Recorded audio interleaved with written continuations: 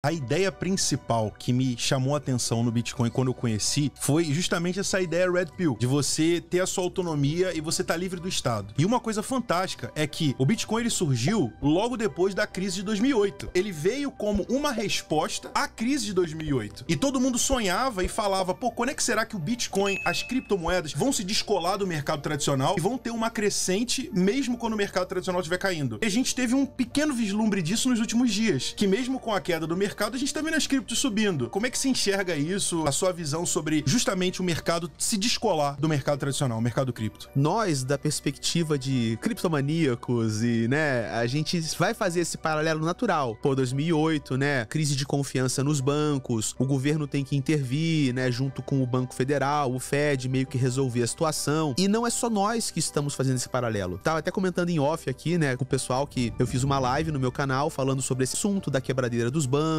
né, por que cripto valorizou e quando tá todo mundo achando que o mundo vai acabar e cripto sobe, aí você fala, Casta, que mundo é esse, sacou? O que tá acontecendo? Tava todo mundo falando que era o fim do mundo e o negócio tá subindo e o mercado tradicional não subiu junto, né, e não era igual. Então, assim que eu fiz essa live no meu canal, eu coloquei uma tese. E a tese que eu coloquei foi a seguinte: os Estados Unidos, desde os anos de 71, que foi quando o Nixon quebrou a paridade entre o dólar e o ouro, e o dólar passou a ser uma moeda fiduciária, desde o ano 71 que nós vivemos um experimento socioeconômico. Um conjunto de nações, um mundo globalizado pela internet, dominado por um conjunto de democracias capitalistas, todas elas operando com uma moeda fiduciária, uma moeda imaginária. Não existe nenhuma metrificação para dizer o quanto vale um dólar, porque a gente tirou o laço dele com ouro há 50 anos atrás. Cara, é menos que uma vida de um ser humano. O experimento social que todos nós estamos mergulhados ainda não completou a vida de um único ser humano. E a gente acha que tudo que tá acontecendo é normal, que tá tudo dando certo com esse experimento, né? A gente não tem como afirmar um negócio desse. Então, quando eu vejo todos esses bancos erodindo, o 16º maior banco americano erodindo, e o governo só tem como garantir 250 mil dólares para cada correntista, qual é a mensagem que o povo americano e o mundo recebe? Bancos americanos, no top 20, não são confiáveis. Você entende? A gente tá falando da nação e do império econômico que emergiu pós-Segunda Guerra como uma potência, como o top, o melhor das galáxias. E agora os caras estão numa condição tal, com uma dívida interna gazilionária, né, uma dificuldade enorme para controlar os parâmetros da economia, pessoas saqueando o supermercado à vontade, né, no meio das ruas. Na visão de Ray Dalio, teorista do fim das nações, a gente tá testemunhando o começo do declínio do Império Norte-Americano. Eu falei na live, pessoal, vocês estão vendo aqui a situação? Esses caras passaram os últimos, pelo menos 40 anos, crescendo na base do endividamento. O norte-americano, ele prospera e ele cresce através da geração de dívida. Banco Central, né, o Fed, compra títulos de dívida do governo norte-americano desde 2008 com o quantitative easing para tapar o buraco da crise imobiliária. Gera Covid, imprimimos dinheiro, geramos dívida. Quando a grana tá fácil, as empresas pegam empréstimos e compram suas ações de volta, né, em vez de contratar empregado. Os bancos ganham dinheiro fácil, ao invés deles fazerem empréstimos para a população, eles vão investir em mais títulos de dívida pública. Então você cria uma máquina onde o motor da aceleração econômica norte-americana é endividar para crescer. Isso se reflete nos empresários norte-americanos. O império das grandes empresas que não dão lucro. As maiores empresas lá não servem para dar lucro. É impressionante, elas servem para contrair mais dívidas e continuar crescendo. Só que enquanto esse dinheiro entra, os bônus são pagos para os CEOs, para os diretores, para os acionistas no final das contas, que são os mesmos caras que estão pendurados no valor do ticker daquela empresa em Wall Street, cara. Então toda essa máquina serve para quê? Para desviar o poder de compra de toda a sociedade na mão de uma pequena parcela, sem que nenhuma riqueza nova seja produzida. É óbvio que isso não é o quê? Sustentável. Então meu argumento no final da live foi: os Estados Unidos, como sociedade inteira, desde a maior banco até a maior empresa, até uma casa com uma dona de casa, sei lá, tradicional americanazinha com espanador na mão e um maridão com barriga de chope, até esses caras, nenhum deles sabe funcionar sem dívida. Eles não sabem funcionar sem gerar dinheiro fácil se endividando. Quando o dinheiro deixa de ser fácil, o que acontece? Tudo quebra. Essa valorização do Bitcoin que nós vimos nos últimos dias, qual foi meu argumento? Aquilo não é a valorização do Bitcoin. Aquilo é a desvalorização do dólar. Aquilo é o dólar perdendo poder de compra. O Bitcoin não fez um upgrade mágico, cara. Ele não ganhou 50% mais de usuários nesses últimos 2 dias. Ele é a mesma coisa. Tá lá com os ordinais, neguinho mintando Doge no Bitcoin, macaquinho digital lá. E o negócio valoriza desse jeito? Não é. É o dólar que está caindo. Então eu falei, gente, o dinheiro fácil tá acabando com os Estados Unidos. 15 minutos depois que eu fechei a live, eu falei, agora eu vou relaxar.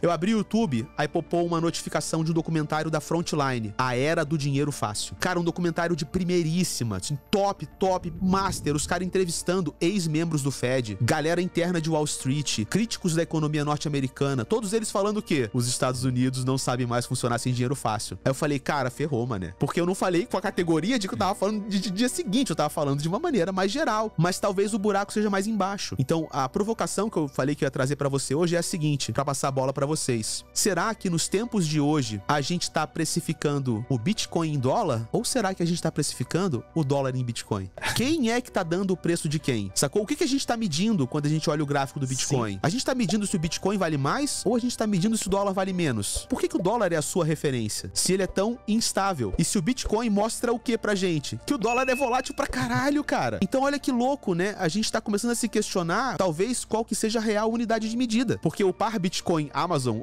da ação Google, o poder de compra do Bitcoin no mundo não aumentou. A nossa noção do quanto o dólar vale que tá caindo, porque o dólar caiu pra tudo. Entende que louco? Será que a gente realmente vai chegar num dia que a gente vai se tocar e vai falar, gente, será que é o Bitcoin que é fixo? E é o dólar que tá variando? Que doideira, né, cara? Não, é fantástico.